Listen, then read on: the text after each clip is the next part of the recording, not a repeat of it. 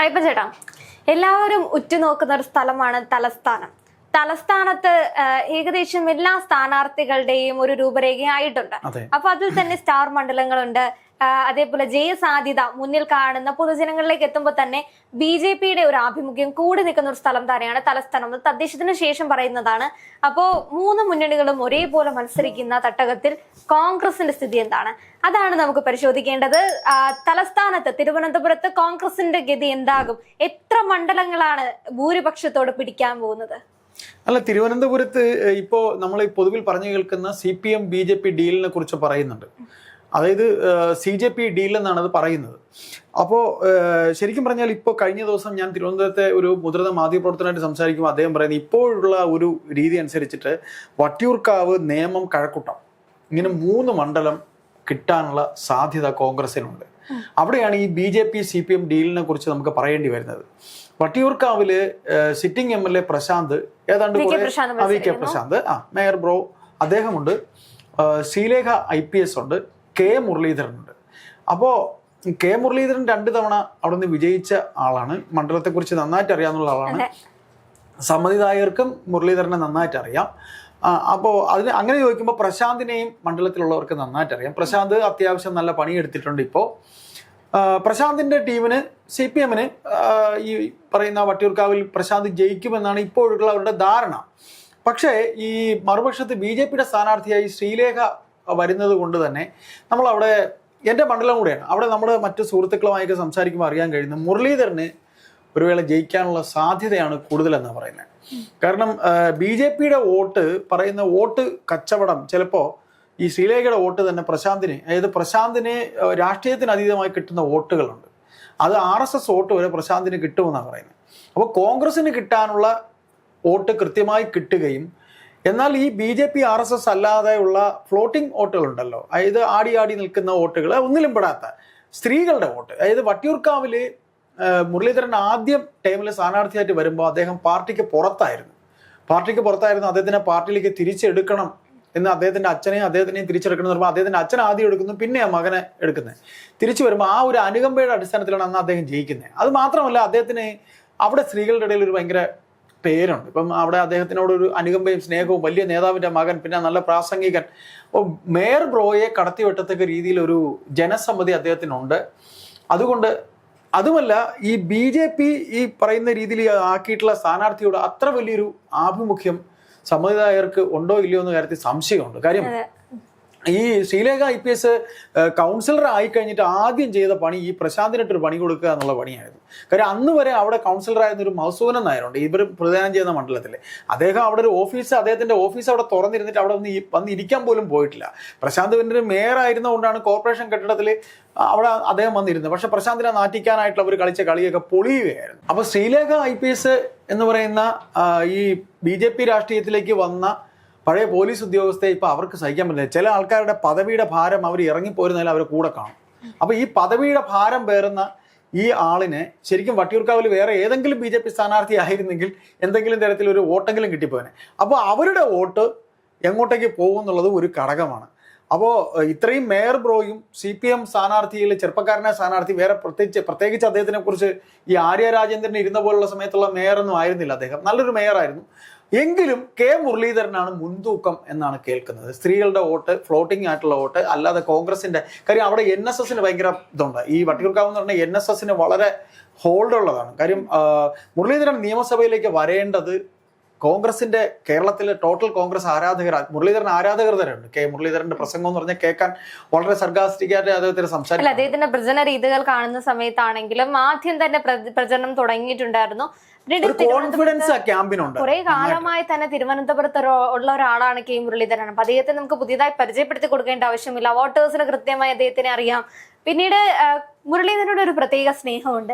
അന്ന് ഈ വടകരയിൽ നിന്നൊക്കെ അടർത്തിയെടുത്ത് തൃശ്ശൂർ കൊണ്ട് മത്സരിപ്പിക്കുന്ന സമയത്ത് അന്ന് ഇദ്ദേഹത്തിനോട് ഒരു അനുകമ്പ പലർക്കും തോന്നിയിട്ടുണ്ടായിരുന്നു. അത് ഈ തിരുവനന്തപുരത്തുകാർക്കും ഇവിടെ ആയിരുന്നുവെങ്കിൽ ഞങ്ങൾ പുഷ്പം പോലെ ജയിപ്പിച്ചേനെ എന്നൊരു നിലപാടൊക്കെ. കാരണം അവിടെ ശശി തരൂർ ആയിരുന്നു കോൺഗ്രസിന്റെ സ്ഥാനാർത്ഥി, എതിർ സ്ഥാനാർത്ഥിയായിട്ടുണ്ടായിരുന്നത് പന്ന്യൻ രവീന്ദ്രൻ മത്സരിച്ചിട്ടുണ്ടായിരുന്നു, രാജീവ് ചന്ദ്രശേഖർ അന്ന് മത്സരിച്ചിട്ടുണ്ടായിരുന്നു. അപ്പൊ ഇത് രണ്ടാം ടേം ആണ് ഈ രാജീവ് ചന്ദ്രശേഖർ ഒരു മത്സര രംഗത്തേക്ക് ലോക്സഭ കഴിഞ്ഞ ശേഷം നിയമസഭയിലേക്ക് മത്സരിക്കുന്നത് ഈ തിരഞ്ഞെടുപ്പിനെ അഭിമുഖീകരിക്കുന്ന രണ്ടാം വട്ടമാണ്. അപ്പൊ അങ്ങനെ വരുന്ന സമയത്ത് ഈ ഇന്നലെ മുളച്ച രാജീവ് ചന്ദ്രശേഖരേക്കാട്ടിലും നേരത്തെ ഉണ്ടായിരുന്ന കെ മുരളീധരന് തന്നെയാണ് മുൻതൂക്കമുള്ളത്. അപ്പോ അതുകൊണ്ട് തന്നെ ഇദ്ദേഹത്തിന് ഇവരെ തമ്മിൽ നമ്മൾ താരതമ്യം ചെയ്യുമ്പോൾ, കാരണം ഈ രണ്ട് നേതാക്കളും അവിടെ തിരുവനന്തപുരത്ത് നയിക്കാൻ വേണ്ടിയിട്ടുണ്ട്. ബി ജെ പിയുടെ ഒരു നേതൃസ്ഥാനം എന്ന രീതിയിൽ രാജീവ് ചന്ദ്രശേഖരൻ അവിടെയുണ്ട്, കെ മുരളീധരൻ കോൺഗ്രസിന്റെ ലേബലിലൂടെ മത്സരിക്കുന്ന രണ്ട് മണ്ഡലങ്ങളിലാണെങ്കിലും നേർക്കുനേരല്ല പോരാട്ടമെങ്കിലും പക്ഷെ രണ്ടുപേരും ഉണ്ട്. ആ ഒരു രീതിയിൽ നോക്കുമ്പോൾ വട്ടിയൂർക്കാവ് സാധ്യത കെ മുരളീധരൻ എന്ന പോലെ നേമത്ത് ബി ജെ പിയുടെ രാജീവ് ചന്ദ്രശേഖരന് സാധ്യത കുറയുന്നു എന്നാണ് വരുന്നത്. കോൺഗ്രസ് സ്ഥാനാർത്ഥിക്ക് തന്നെയാണ് അവിടെ ഒരു പ്രതീക്ഷ നമുക്ക് കാണാൻ സാധിക്കുന്നത്. അതായത് പിന്നെ ഈ ശബരിനാഥൻ എന്ന് പറയുന്ന അദ്ദേഹം അധികം പ്രായമില്ലാത്ത ഒരാളാണ് തന്നെയാണ്, ഒരു 42 വയസ്സോ അത്ര അതിനകത്തേ വരത്തുള്ളൂ. കാർത്തികേയൻ എന്ന് പറയുന്ന കോൺഗ്രസിന്റെ കേരളത്തിലെ അല്ലെങ്കിൽ തിരുവനന്തപുരത്തെ വലിയൊരു രമേശ് ചെന്നിത്തലയോടൊപ്പം തന്നെ നേതൃനിരയിൽ ഉണ്ടായിരുന്ന ആളാണ്. അപ്പോൾ ഈ ജി കാർത്തികേയൻ എന്ന നേതാവിന്റെ മകൻ ശബരിനാഥിനെ പിന്നെ കൗൺസിലർ ഇലക്ഷനിലാണ് അദ്ദേഹത്തിന് ആദ്യം കൊണ്ടുവരുന്നത്. അദ്ദേഹത്തിനെ കൗൺസിലർ ഇലക്ഷനിൽ കൊണ്ടുവന്ന് അദ്ദേഹം മത്സരിക്കുമ്പോൾ അവിടെ വെറും 9 സീറ്റായിരുന്നു. ഇവിടെ ഇപ്പോൾ ഈ നഗരസഭയിൽ അവിടെ 19 സീറ്റാണ് ശബരിനാഥന്റെ പ്രയത്നം കൊണ്ടുണ്ടായത്. അപ്പോൾ തന്നെ നോട്ട് ചെയ്തു ശബരിനാഥന്റെ വർക്ക്. നമ്മുടെ കെ മുരളീധരൻ കൂടെ ഇറങ്ങി. കെ മുരളീധരന്റെ ഒരു ഈ പ്രവൃത്തി പരിചയം എന്നൊക്കെ പറയില്ലേ, അതുപോലെ ഈ വട്ടിയൂർക്കാവിൽ അദ്ദേഹം ഉപേക്ഷിച്ച് ഇവിടുന്ന് പോയി എന്നാണ് ഇപ്പോൾ LDF പറയുന്നത്. തിരിച്ച് അദ്ദേഹം വരുന്നതിന് മുമ്പ് തന്റെ പഴയ ബന്ധങ്ങൾ, ശബരിനാഥന്റെ സ്ഥാനാർത്ഥിത്വവും കോൺഗ്രസിന്റെ അവിടുത്തെ ചുമതല തിരുവനന്തപുരത്ത് അദ്ദേഹം ഏറ്റെടുക്കുകയും അങ്ങനെ എല്ലായിടത്തും തന്റെ മണ്ഡലത്തിൽ വീണ്ടും അദ്ദേഹം പോയി പരിചയം പുതുക്കുകയും ചെയ്തു. അപ്പൊ ശബരിനാഥിനെ കൊണ്ടുവന്നു, ആ തന്ത്രം വിജയിച്ചു. 19 സീറ്റ് വരെ അവർക്ക് കിട്ടി. എന്നിട്ട് ഈ ശബരിനാഥനെ ഇപ്പോൾ നേമത്ത് കൊണ്ടുവന്നിരിക്കുകയാണ്. നേമം കോൺഗ്രസിന്റെ ഒരു മണ്ഡലമായിരുന്നതാണ്. അവിടെ ഇപ്പോൾ ശബരിനാഥൻ വന്നു കഴിഞ്ഞിട്ട് ഇപ്പോൾ പത്രിക സമർപ്പണത്തിന്റെ ബാക്കിയായിട്ട് ഇപ്പോൾ ഒരു വന്നിരിക്കുന്നത് പിന്നെ ഈ പറയുന്ന പോലെ 200 കോടി രൂപയുടെ ആസ്തിയുള്ള രാജീവ് ചന്ദ്രശേഖർ അത് മറച്ചുകൊണ്ടാണ് പത്രിക സമർപ്പണം നടത്തിയത്. അതിന്റെ പേരിൽ കേസും കാര്യങ്ങളിലും ഒക്കെ പോവുകയാണ്. രാജീവ് ചന്ദ്രശേഖറിന് ഒരു മികച്ച വെല്ലുവിളി തന്നെയാണ്, ഈ സ്ഥാനാർത്ഥി തന്നെയാണ്. അത് കറക്റ്റ് ആയിട്ട് ഒരു നന്നായിട്ട് ഐഡന്റിഫൈ ചെയ്താണ് ഈ പിന്നെ ശബരി ഇറക്കിയിരിക്കുന്നത്. ശബരി ഇപ്പോൾ വോട്ട് ചോദിക്കാൻ പോകുന്നതിന്റെ ചില ദൃശ്യങ്ങളൊക്കെ വരുന്നുണ്ട്. ശബരി ആളിനെ കയ്യിൽ എടുക്കുന്നുണ്ട്, ശബരിക്കാനുള്ള ഒരു കഴിവുണ്ട്. അല്ല, ശബരിനാഥ് അഭിമുഖീകരിച്ച എല്ലാ തെരഞ്ഞെടുപ്പ് നോക്കുമ്പോഴും നമുക്കറിയാം അദ്ദേഹത്തിന്റെ വോട്ടുകൾ കിട്ടുന്നുണ്ടായിരുന്നു. കഴിഞ്ഞ തദ്ദേശത്തിലാണെങ്കിൽ പോലും BJPക്ക് അത്രയധികം ഇൻഫ്ലുവൻസ് തലസ്ഥാനത്ത് ഉണ്ടാക്കാൻ സാധിച്ചെങ്കിൽ പോലും 9 സീറ്റിൽ 19 സീറ്റാണ്. പക്ഷേ ശബരിനാഥിന്റെ മുന്നേറ്റം തടയാൻ അവർക്ക് സാധിച്ചിട്ടുണ്ടായിരുന്നില്ല. ആദ്യ സമയത്ത് അല്ലെങ്കിൽ തദ്ദേശത്തിന്റെ ആദ്യഘട്ടത്തിൽ പറയുന്നുണ്ടായിരുന്നു ശബരിനാഥ് തോറ്റുപോകും, ശാസ്തമംഗലത്ത് അദ്ദേഹത്തിന് അങ്ങനെ ഒരു ചാൻസ് ഇല്ല, അല്ലെങ്കിൽ അദ്ദേഹത്തിന്റെ പ്രചരണമൊന്നും വിലപ്പോവില്ല. പക്ഷെ അതെല്ലാം മാറ്റിക്കൊണ്ട് നല്ല ഭൂരിപക്ഷത്തിലാണ് ശബരിനാഥ് ജയിക്കുകയുണ്ടായി. ഇതിനു മുൻപുള്ള ഇലക്ഷനുകളും അതേ രീതിയിൽ തന്നെ തന്റെ ഭൂരിപക്ഷം കാത്തു സൂക്ഷിക്കാൻ പറ്റുന്ന ഒരു നേതാവാണ് ശബരിനാഥ് എന്ന് പറയുന്നത്. അപ്പോ ശബരിനാഥ് ഈ പ്രായ വ്യത്യാസം കൊണ്ടും ഇവരിപ്പോ രാജീവ് ചന്ദ്രശേഖരന് കൽപ്പിച്ചു കൊടുത്തിട്ടുള്ള ഒരു നയതന്ത്രജ്ഞൻ എന്നൊരു രീതിയിലുള്ള ലേബിൾ കൊണ്ടായിരിക്കാം ഈ നേമത്ത് ചാൻസ് കൂടുതലുള്ള രാജീവ് ചന്ദ്രശേഖരനാണെന്ന് പറയുന്നത്. അതിന്റെ അപ്പുറത്തേക്കും അയാൾ അവിടെ ലോക്സഭയിൽ നിന്ന സമയത്തിന് അദ്ദേഹത്തിന് ലഭിച്ച വോട്ടുകളിനകത്തിൽ ഈ കോർപ്പറേഷൻ വോട്ടുകളാണെങ്കിലും ഈ മെയിൻ സിറ്റിയിലെ തിരുവനന്തപുരം സെൻട്രലിലെ വോട്ടുകളെല്ലാം കൃത്യമായി ഇദ്ദേഹത്തിന്റെ അടുത്തേക്ക് പോയി. ആകെ ഈ തീരദേശ മേഖലയെ സംബന്ധിച്ച വോട്ടുകൾ മാത്രമാണ് രാജീവ് ചന്ദ്രശേഖറിലേക്ക് എത്താതിരുന്നത്. അപ്പൊ ആ ഒരു പ്രതീക്ഷ മുന്നിൽ കാണുന്നുണ്ട്. പിന്നീട് രാജീവ് ചന്ദ്രശേഖരൻ തലപ്പത്തിരുന്നതിന് ശേഷം തദ്ദേശം ഉണ്ടായ ഒരു അലയടിക്കലുണ്ടല്ലോ, തലസ്ഥാനം തന്നെ കയ്യിലാക്കപ്പെടുന്ന രീതി, അതുകൊണ്ടും കൂടെയാണ് ഇദ്ദേഹത്തിനുള്ള ഒരു ചാൻസിനെ പറ്റി പറയുന്നത്. പക്ഷെ നേർക്കുനേർ പോരാട്ടത്തിന് വരുന്ന സമയത്ത് മുൻതൂക്കം ഉണ്ടാവുന്നത് തലസ്ഥാനത്തിനെ സംബന്ധിച്ച് തലസ്ഥാനത്തിന്റെ സ്വന്തം ശബരിനാഥൻ അവിടെ മേൽക്കോയ്മ ഉള്ളതാണ്. പിന്നെ കെ മുരളീധരൻ വർക്കിന്റെ അടിസ്ഥാനത്തിൽ അദ്ദേഹത്തിന് അവിടെ നല്ല രീതിയിൽ ജനപ്രീതിയുണ്ട്. പിന്നീട് മൂന്നാമത്തെ ഒരു മണ്ഡലത്തെ പറ്റി പറയുന്നുണ്ടല്ലോ, വട്ടിയൂർക്കാവ്, നേമം, കഴക്കൂട്ടം. ഇതിൽ നമുക്ക് ഒന്നുകൂടെ പറയേണ്ടി വരും. അതായത് ഈ നേമത്ത് രാജീവ് ചന്ദ്രശേഖർ ജയിക്കും എന്ന് പറയുമ്പോൾ നമ്മൾ ഈ ലോകസഭയും നിയമസഭയും തമ്മിൽ ഒരിക്കലും നമ്മൾ കൂട്ടിക്കുഴച്ച് പറയാൻ പാടില്ല. നമ്മൾ ഈ ചാനലുകളിൽ തന്നെ മുഖ്യധാര മാധ്യമങ്ങളിൽ തന്നെ പല മാധ്യമപ്രവർത്തകരും സംസാരിക്കുമ്പോൾ ലോകസഭാ ഇലക്ഷനിൽ കിട്ടിയ പഞ്ചായത്തുകൾ ചേർത്ത് നിയമസഭ പറയും, കൗൺസിലുകൾ ചേർത്തുള്ള മണ്ഡലങ്ങളിൽ പറയും. ഞാൻ പറയുന്നത് നിയമസഭാ മണ്ഡലങ്ങളിലെ കണക്ക്, അല്ലെങ്കിൽ പോട്ട് നിയമസഭാ മണ്ഡലങ്ങളിലെ കണക്ക് വെച്ചുകൊണ്ട് ലോകസഭയിലെ പാറ്റേൺ അല്ല നിയമസഭയിലുള്ളത്. കാര്യം ഇവിടെ ലോകസഭയിലേക്ക് പോകുമ്പോൾ CPM എന്നെ ജയിപ്പിച്ചു വിട്ടിട്ട് യാതൊരു കാര്യവുമില്ല. ഒന്നുകിൽ കോൺഗ്രസ്സുകാർ ജയിച്ചു വരണം, ഇല്ലെങ്കിൽ BJP വരണം. ഇങ്ങനൊരു ആറ്റിറ്റ്യൂഡാണ് ജനത്തിനുണ്ടാകുന്നത്. പോയാൽ ഒരു പ്രയോജനം ഉണ്ടാകണം. CPM എന്ന് പറയുന്ന പാർട്ടി ഇപ്പോൾ വെറും പ്രാദേശിക പാർട്ടിയായിട്ടുണ്ട്, ഇവിടെ കേരളത്തിൽ മാത്രമുള്ള ഒരു പാർട്ടിയാണ്. അതുകൊണ്ടാണ് ഈ പറയുന്ന ആ ഒരു രീതി ഉള്ളത് കൊണ്ടാണ് ഒരേ ഒരു MP CPM ഇവിടെ ഉള്ളൂ, അത് രാധാകൃഷ്ണൻ മാത്രമേ ഉള്ളൂ, അതും ആലത്തൂര്, അദ്ദേഹം ജയിച്ചത് മാത്രം. അങ്ങനെ നോക്കുമ്പോൾ ഈ കിട്ടിയ കണക്കൊന്നും ഇവിടെ പ്രസക്തമാവില്ല എന്നാണ് എൻ്റെ ഒരു തോന്നൽ. അങ്ങനെയാണ് കാര്യം എന്ന് വെച്ചാൽ നിയമസഭ പാറ്റേൺ വേറെയല്ലേ. ഇപ്പൊ രാജീവ് ചന്ദ്രശേഖർ ജയിച്ചു പോകുമോ ഇല്ലയോ, അല്ലെങ്കിൽ ഈ പറയുന്ന അദ്ദേഹത്തിന് ഈ പിന്നെ ലോക്സഭയിൽ കിട്ടിയ കണക്ക് ഇവിടെ ഉണ്ടാകില്ല എന്ന് തന്നെ തർപ്പിച്ച് പറയേണ്ടി വരും. കാര്യം ഇപ്പൊ ലോക്സഭ മാത്രമല്ലോ, തദ്ദേശത്തെയും കൂടെ ലോക്സഭയും തദ്ദേശവും ഇപ്പൊ അങ്ങനെ ഒരു അത് ഒരു കൺഫ്യൂഷൻ ഉണ്ടാക്കുന്ന പരിപാടിയാണ്. കാര്യം എന്ന് വെച്ചാൽ ഇപ്പൊ നോക്കുമ്പോൾ എന്ത് വന്നാലും സീറ്റുകളുടെ എണ്ണം നോക്കുമ്പോൾ ഭരണത്തിൽ BJP വരാൻ പോകുന്നില്ല.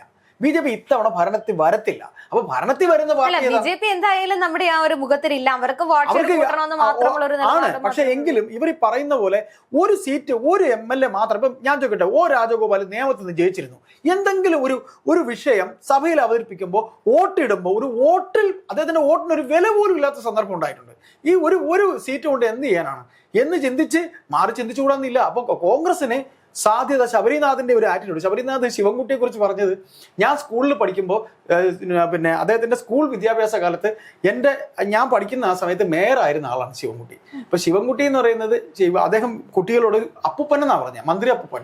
അതുപോലെ ഞാൻ എൻ്റെ പ്രായത്തിന്റെ ഇതുകൊണ്ട് ഞാൻ അപ്പൂപ്പ എന്ന് വിളിക്കേണ്ട അത്രയും തന്നെ ഉണ്ട്. അതുകൊണ്ട് ശിവൻകുട്ടിയോട് എനിക്ക് അങ്ങനെ വിരോധമൊന്നുമില്ല എന്ന് പറഞ്ഞു. അപ്പൊ ഈ ഒരു ആറ്റിറ്റ്യൂഡുള്ള, അതായത് ഒരു നല്ല മെയ്വഴക്കമുള്ള ഒരു സ്ഥാനാർത്ഥിയാണ് ശബരിനാഥ്. ഇപ്പോഴത്തെ ഒരു വൈബ് അനുസരിച്ച് അവിടെ നിന്ന് കിട്ടുന്ന നമ്മുടെ സുഹൃത്തുക്കളിൽ നിന്ന് കിട്ടുന്ന എപ്പോഴും ശബരിനാഥിന് ജയിക്കാനുള്ള സാധ്യതയുണ്ട്. വട്ടിയൂർക്കാവിൽ K മുരളീധരൻ ജയിക്കും എന്ന് പറയുന്നുണ്ട്. കഴക്കൂട്ടത്ത് ശരത്ചന്ദ്ര പ്രസാദ് എന്ന് പറഞ്ഞാല് ഒരു സമയത്ത് കടകംപള്ളി സുരേന്ദ്രനല്ലേ? അതെ, കടകംപള്ളി സുരേന്ദ്രനാണ് CPM-ന്റെ സ്ഥാനാർത്ഥി. പാർട്ടിക്കകത്ത് ഞാൻ ശരത്ചന്ദ്ര പ്രസാദിന്റെ കാര്യം ഞാൻ പറഞ്ഞതെന്ന് വെച്ചാൽ, ശരത്ചന്ദ്ര പ്രസാദ് ഈ പറയുന്ന രീതിയിൽ എത്രയെങ്കിലും നാളുകളായി ഒരു തിരഞ്ഞെടുപ്പ് ഗോതയിലേക്ക് അദ്ദേഹം വന്നിട്ട് ശരിക്കും ഒരു പാരമ്പര്യം, തിരുവനന്തപുരത്ത് ഒരു പാരമ്പര്യമുള്ള ഒരു നേതാവാണ്. അദ്ദേഹത്തോടൊപ്പം തന്നെ കരുണാകരൻ വളർത്തിക്കൊണ്ടുവന്നൊരു നേതാവാണ്. കരുണാകരനെതിരെ ഈ മുരളീധരൻ ഒരു വേള വളർന്നു വരുമ്പോൾ മകനെ വളർത്തുന്നു എന്ന് പറഞ്ഞ് തെറ്റിപ്പിരിഞ്ഞവരുടെ കൂട്ടത്തിൽ ഉണ്ടായിരുന്ന ഒരാളാണ്. അത് ഈ കാർത്തികേയനും അതിലുണ്ടായിരുന്നു.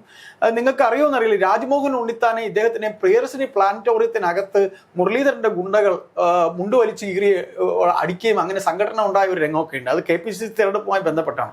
അപ്പൊ ശരത്ചന്ദ്ര പ്രസാദ് തിരുവനന്തപുരത്തിന്റെ പൾസ് അറിയാനുള്ള ഒരാളാണ്. അദ്ദേഹം കഴക്കൂട്ടത്തെ ഈ SNDP സമുദായത്തിനെ പ്രതിനിധീകരിക്കുന്ന ഒരാളും കൂടെയാണ്.